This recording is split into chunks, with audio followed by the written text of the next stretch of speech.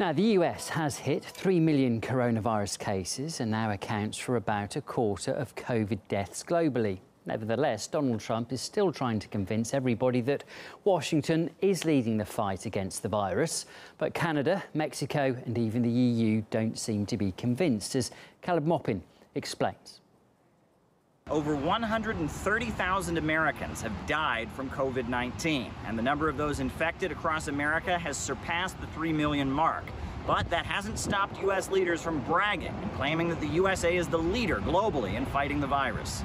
I think the world is looking at us as a leader in COVID-19. We show cases, 99% of which are totally harmless, results that no other country can show because no other country is testing that we have.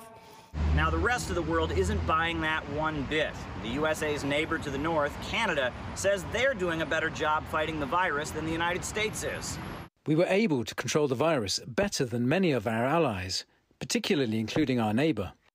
Non-essential travel between the USA and Canada has been shut down since March. Now, some people wanted to open up again on July 21st, but most Canadians say they want to keep the Americans out. Canadian Prime Minister skipped his meeting with Donald Trump and the Mexican president earlier this week.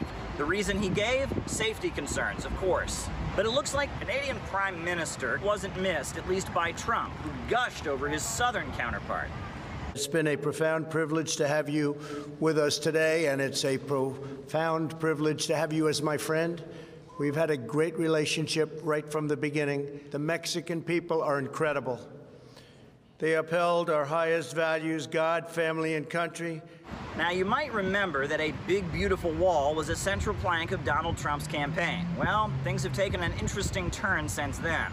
Local residents on the Arizona-U.S. border have been blocking the roads to keep Americans out of Mexico. And Mexico actually installed disinfection tunnels for travelers from the United States. None of this has knocked any wind out of America's sails. The U.S. government is convinced that their allies across the Atlantic will accept America with open arms.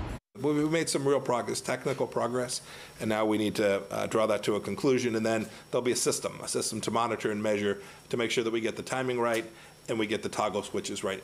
Both sides of the Atlantic want to get this back open. Both sides understand that our economies depend on it. The deep, important transatlantic relationship matters. But harsh facts still remain. The European Union has banned all non-essential travel from the United States. For all of its swagger and self-proclaimed status in fighting COVID, the world is keeping its distance. America is isolated, a pariah like never before. Maupin, RT, New York.